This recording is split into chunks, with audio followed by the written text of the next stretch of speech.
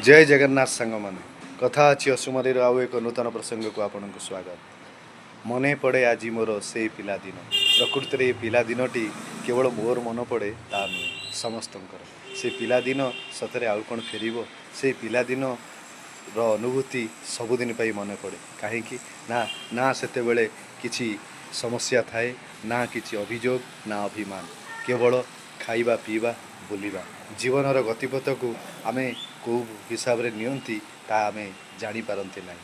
प्रकृति में आउ थे पिलादिन जदि फेरी जाता ताले कौन हुआ किंतु सतरे फेरे ना। यही पिलादिन समस्तंकर स्मृति हो रही थाए किछि मीठा अनुभूति किछि खटा अनुभूति कौन ना आमे केतेबेले दुष्टामी करिथिबा आ माड़ खाइथिबा से माड़ से दंड आउ नाही से दंड नाही बेली आजिकाली समाजर पिला माने बिगड़ी जाउछंती।